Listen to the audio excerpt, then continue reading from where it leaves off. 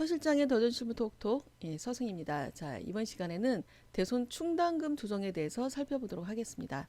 자, 대손 충당금 조정이라고 하는 것은 결산할 때 저희가 매출 채권에 대해서 또는 그 밖에 채권들에 대해서 대손을 설정할 수 있었던 부분들에 대손이 제대로 설정이 되었는지 그리고 설정된 금액이 적합한지에 대한 내용을 판단하는 부분이라고 보시면 되겠습니다. 자, 우선 회계 쪽에서 합계잔의 시산표에 들어가시면 결산을 할 때 대손 충당금 어떻게 설정을 해놨나, 어떤 계정에 대해서 설정을 했나, 외상매출금 계정, 바드럼 계정에 저는 설정이 되어 있고요. 자, 그 다음에 대손 충당금이 얼마가 설정이 되어 있는지 전기월 돼 있고, 그 다음에 파산이 돼서 저는 파산에 대한 대체 붕괴가 있는 것을 알 수가 있습니다. 자, 저희 이런 부분이 이제 대손금인 거죠. 못 받게 된 돈. 자, 300만 원을 못 받게 돼서 대손 충당금이 있는 거 다 가져다 써먹고, 그리고 부족해서 대손 상각비로 붕괴를 했다. 이렇게 볼 수가 있습니다. 자, 그리고 이제 결산하면서 남아있는 잔액에 대해서 다시 또 추가로 대손 충당금을 설정했다. 라고 하는 부분이 되겠습니다. 자, 그러면 이제 이렇게 해서 대손 충당금 설정을 살펴봤고요. 또 외상매출금이나 바드럼 계정도 들어가서 검토를 하시는데 원래 정상적인 채권에 대한, 그러니까 외상매출금이나 바드럼인 경우는 상거래에서 발생한 것만 들어가 있어야 되는 것이죠. 또 미수금 같은 경우는 상거래 이외에서 발생한 것들. 그래서 이 안에 들어가서 보면 혹시나 뭐 어음을 통해서 대여를 해줬거나 이런 경우들이 있는지, 그래서 어음 대여금 이런 것들은 매출 채권 설정 대상에서 빼야 되는 그런 상황들이 있으니까 내용을 잘 살펴보실 필요가 있습니다. 자, 그럼 이제 검토를 하셨으니까 법인 조정 메뉴로 들어가서 검토를 먼저 한번 해보겠습니다. 자동화 사전 검토 메뉴 들어가서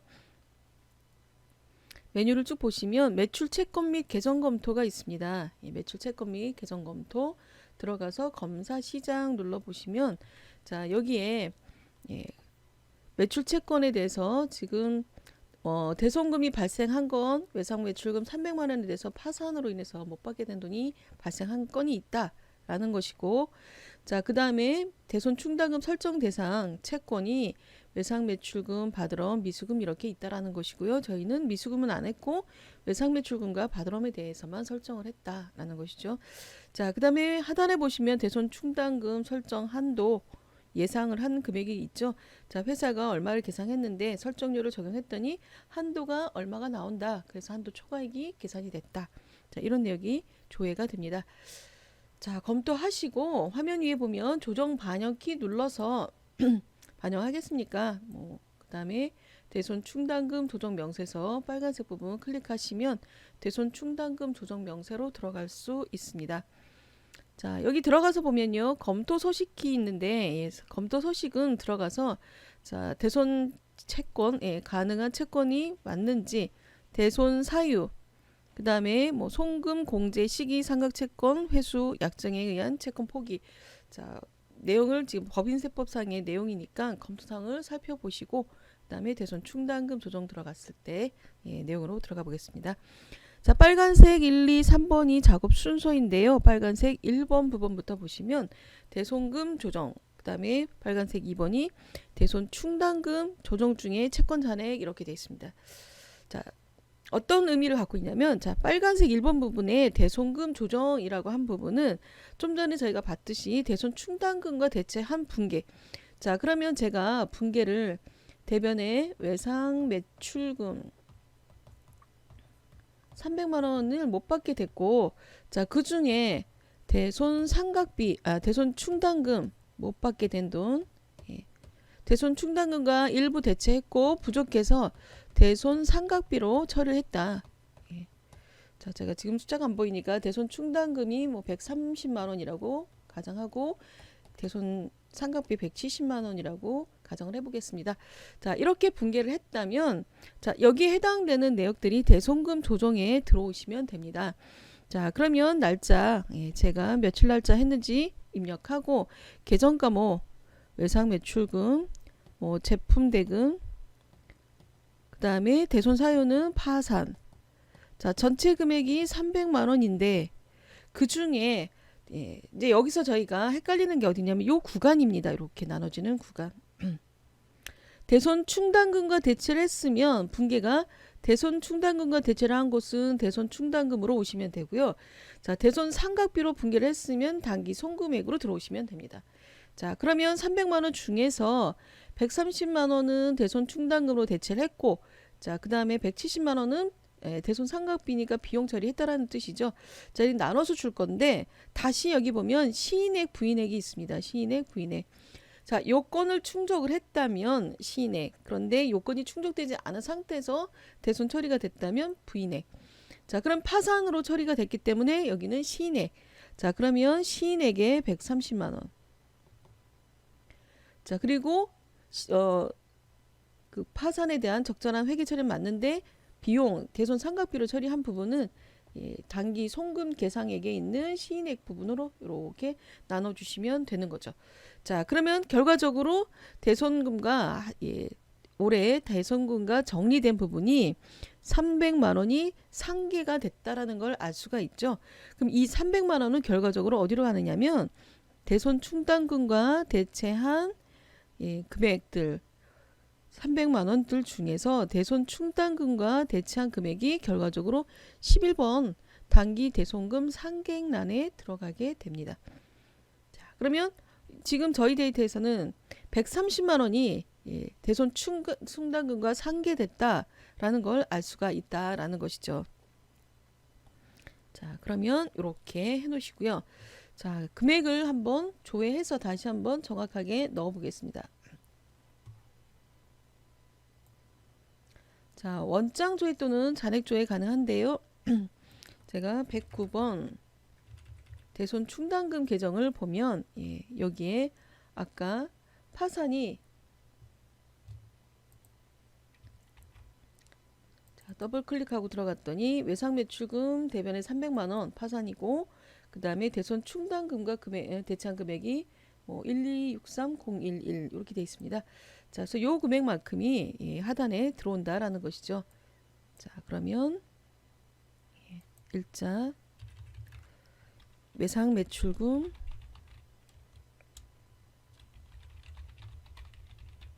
채권 내역은 제품 판매대 대손 사유는 파산. 자, 금액 300만 원 중에 대손 충당금과 대체된 금액이 있고 나머지는 대손 상각비로 처리를 했다라고 해서 이렇게 분리를 하시면 됩니다. 자, 여기 전체 금액 중에 제가 대손 충당금 100%다 대손 충당금과 대체를 했다면 여기에 300만 원으로 들어올 것이고요. 자, 그 다음에 단기 송금은 해당 사항이 없는 것이죠. 그런데 대손 충당금이 하나도 없어서 전부 다 대손 상각비로 비용 처리를 했다. 그러면 대손 충당금에는 하나도 없고 단기 송금에 300만 원이 대체가 되는 것으로 이렇게 금액을 분리해서 넣으시면 된다라는 것이죠. 자, 그러면 지금 대손 충당금과 대체된 금액이 바로 11번 단기 대손금 상계액란에 가 있는 걸 확인하실 수가 있습니다. 자, 되셨죠? 자, 그 다음에 이제 빨간색 2번 부분이 외상 매출금 같은 채권 잔액에 대한 부분인데요. 계정 과목 그대로 입력하시면 됩니다. 108번 외상 매출금, 110번 받으러 그러면 잔액이 그대로 나와 있고요. 자, 이 중에서 전기까지 대손금 부인된 금액이 있다라고 하면 그 금액을 넣어주시는데 저희는 지금 부인액이 없어서 여기에 표시가 되지 않은 것입니다. 자, 그래서 기말 현재 대손금 부인 누계액이라고 되어 있기 때문에 자, 여기는 전기 서식 보고 외상 매출금에 대해서 전기에 부인해 놓은 금액이 있는지 받으럼에 대해서 부인액이 있는지 특히 이제 받으럼 같은 경우는 이 대손을 처리를 할 때 6개월이 경과가 돼야 시인액이 되는 거고 6개월이 경과됐다 하더라도 최종 부도가 아니기 때문에 자, 1,000원의 비만 금액을 남기도록 하고 있습니다. 그래서 비만 금액이 남아있는 것들, 자, 이런 것들을 보셔가지고 6개월이 경과되지 않았으면 대손 충당금과 대체를 했다 하더라도 부인액에 남아있겠죠. 전기에. 그러면 이게 전기의 부인액은 이제 올해에 기간이 경과가 됐고 했을 테니까 올해 또 다시 반영을 했어야 될 부분이죠. 그러니까 정기 부인액이 있으면 자, 전년에 부인액이 있었다면 기말 현재 대손금 부인액 누계에다가 반영을 해주셔라. 이런 내용이 되겠습니다. 자, 그러면 대손 충당금 올해 거에서는 뭐 어음 대여금이라든가 이런 부분 없으니까 예, 설정 제외 채권은 없다라고 보고 외상 매출금 장부상 가액이 자 그대로 채권 잔액으로 넘어갔다라는 것이죠. 자 그럼 이제 여기서 볼 때 저희가 그 조정에 해당되는 기본적인 사항은 요 윗부분에 있습니다. 자 여기 보면 입금 산입액 조정이라고 된 곳이 있고요. 송금 산입액 조정이라고 된 곳이 있습니다. 자 입금 산입액 조정은 전기부터 시작해서 대손 충당금 자체에 대한 예, 전기부터 시작된 대손 충당금에 대한 예, 그 부인액을 계산해주는 입금 또는 송금에 대한 부분을 계산해주는 부분이 되겠고요. 자 윗부분 송금 산입액 조정이라고 된 부분은 당기에 대손 충당금 설정한 금액을 기준으로 검토를 하시면 되겠습니다. 이제 여기서 저희가 주의할 건 뭐냐면 저희 결산을 할 때는 보충법, 총액법, 환입법 이런 법들 중에서 결산을 할 때는 자, 저희가 결산 시에는 주로 보충법을 씁니다. 결산 시 보충법은 뭐냐면 전기에 그러니까 매출 채권 곱하기 설정률 여기서 전기까지 남아있던 대손 충당금 빼고 차액에 대해서 추가 설정을 했었어요. 자 이게 보충법의 개념이 되겠습니다. 자 그러니까 전기에 남아있던 잔액은 있다라고 보고 차액에 대한 부분만 보충적으로 추가로 설정하는 개념이 우리가 회계 기준에서 처리했던 보충법의 의미인데요. 법인세법은 보충법의 개념이 아니라 총액법, 환입법을 쓰고 있습니다.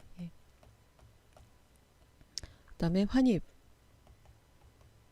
자 무슨 뜻이냐면 전기에 남아있던 전기 잔액은 몽땅 환입시키고 회수하라는 거죠. 그래서 0이 되면 다시 올해 잔액, 당기 잔액에 대해서 총액으로 새로 설정을 해가지고 이 금액에 대해서 단기에 대손 충당금 설정한 금액을 인정해라 이런 개념이라는 거죠. 자 그러니까 여기서 이제 저희가 좀 그 서식 작성에 그 차이가 있는 건데요. 여기 보면 입금 산입액 조정이 보면 장부상 기초 잔액에다가 자 충당금 환입에 있으면 실제로 회사가 환입을 다 했으면 환입해주고 그 다음에 충당금 부인 누계액 있으면 빼서 그리고 이제 상계액을 감안해서 우리가 그 보충을 시켜줘라라는 것이고 보충이 됐다라고 보고 단기 계상액이 적절하게 됐는지를 검토해라 이렇게 이해를 하시면 됩니다. 자 그런데 이제 실제 저희가 보충법을 쓰지 환입법으로 해서 총액을 계산하는 경우는 많지 않죠. 그래서 중소기업 같은 경우 특히나 바로 그냥 잔액 남아있는 거에 외상매출금 잔액 곱하기 1% 해서 대손 실적률도 따로 계산하지 않고 법인세가 인정하고 있는 1% 그대로 적용을 하죠. 자 그렇게 해서 전기에 남아있던 대손 충당금 차감해서 바로 썼기 때문에 보충법으로 그냥 써버렸단 말이죠. 그래서 이제 이 윗부분에 작성을 하실 때 화면 위에 보면 일단 잔액 조회를 눌러서 제가 자 외상 매출금과 바드럼에 대한 대손 충당금을 조회를 할 건데요. 자 중간에 있는 바드럼 계정은 무시하시고 대손 충당금 계정 2개만 보시면 됩니다. 자 제가 설정했던 것만 보시면 된다라는 것이고요. 자 여기서 기초 잔액이 여기 장부상 기초 잔액 요금에 그대로 옮겨 쓰시면 됩니다. 자 그 다음에 단기 증가란이 결산할 때 설정했던 금액인 거죠. 자 단기 증가란이 결과적으로 단기의 계상액 4번 칸으로 가게 된다라는 것이고요. 그 다음에 단기 감소해 있는 금액은 결산하기 전에 기중에 대손 충당금과 서로 대체했던 금액이죠. 그러니까 이 감소라고 하는 부분이 결과적으로 대손금 상계액 11번에 반영이 되게 된다라는 것이죠. 자, 그래서 회계 처리됐던 금액을 감안해 놓고 그리고 난 다음에 저희가 갖다가 대응을 시켜 보시면 됩니다. 자, 그러면 장부상 기초 잔액부터 보면 전기 2월 대원 금액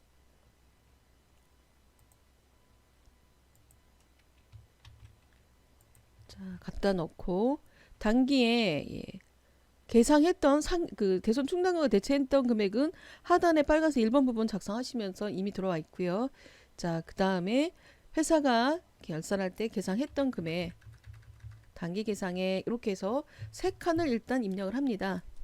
자, 다시 보면 이거는 전기월 그 다음에 여기는 대손 충당금과 대체분계 된 금액이고 이거는 결산할 때 추가 설정한 금액. 자, 이렇게 해서 기본적으로 자료를 반영을 해 놓으시고요. 그 다음에 이제 저희가 처리할 게 여기 12번 칸에 해당되는 금액을 입력만 하시면 됩니다. 자, 12번 칸이 뭐냐면 단기 설정 충당금 보충액이라고 된 건데, 자, 기초 잔액에서 그 다음에 충당금 기초 잔액에서 뭐 환입액이 있으면 차감하겠지만 지금 없고요. 그 다음에 충당금 전기 부인액이 있으면 부인액을 차감한 잔액을 12번 칸에 입력을 하시면 됩니다. 자, 그래서 다시 보면 기초 잔액에서 지금은 그대로 보충을 했다라고 볼 수가 있는 거죠. 이렇게. 자, 그러면 자, 회사가 다시 보면 전기에서 넘어온 금액, 전기에서는 넘어온 금액을 그대로 지금 반영을 했는데 이 금액을 있다라고 보고 보충을 했다라고 보고 회사가 결산을 할 때 결산을 했기 때문에 원래는 총액에 대해서 채권 잔액에 대해서 설정을 할 건데 자, 그 중에 회사가 보충했다라고 보고 단기 계상을 또 추가로 했기 때문에 결과적으로 한도 초과액이 계산이 됐다. 그 다음에 전기에서 넘어왔던 이 금액들은 과다 이제 과소환입이 되는 거죠. 과소환입. 자, 그래서 요 금액에 대한 부분을 조정을 하시면 되는데요. 자, 그래서 전기에 대한 부분까지 감안해서 합계 등록 눌러보시면 자, 올해 한도 초과액은 대손 충당금 한도 초과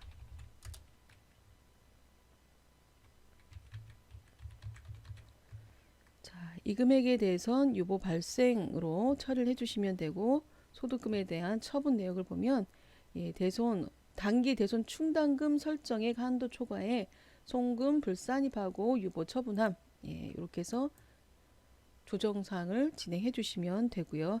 자, 그 다음에 이제 그 우측에 마이너스 난 과다 환입 마이너스 123만 원에 대한 부분은 저희가 환입한 게 있으면 환입을 넣어주는데요. 자, 전기의 이 금액에 대해서 대손 충당금에 대한 부인액이 있었다면 저희가 과다 환입액에 대해서 올해 요번에 이제 그 송금 산입을 시킬 수가 있는데 전기 입금 산입시켰던 만큼 올해 요번에 입금 산입을 시킬 수 있는데 자, 요 부분에 대한 거는 생략하도록 하겠습니다. 자, 이렇게 해서 과다 환입에 대한 내용이고요.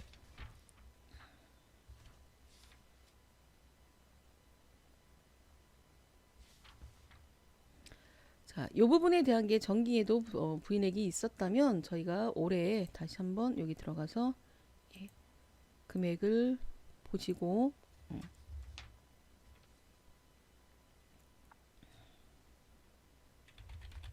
대손 충당금 과다 환입 금액은 나와 있는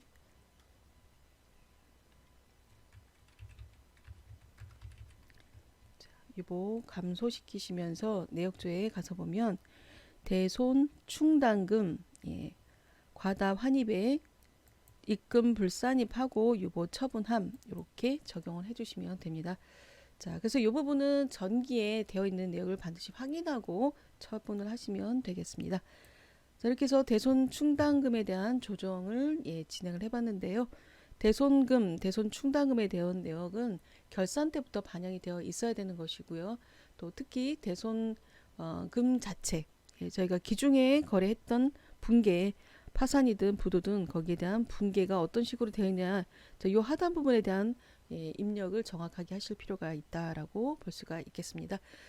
자, 이렇게 해서 대손 충당금 조정 정리하시고요. 저희 다음 시간에는 접대비 조정에 대해서 살펴보도록 하겠습니다. 수고하셨습니다.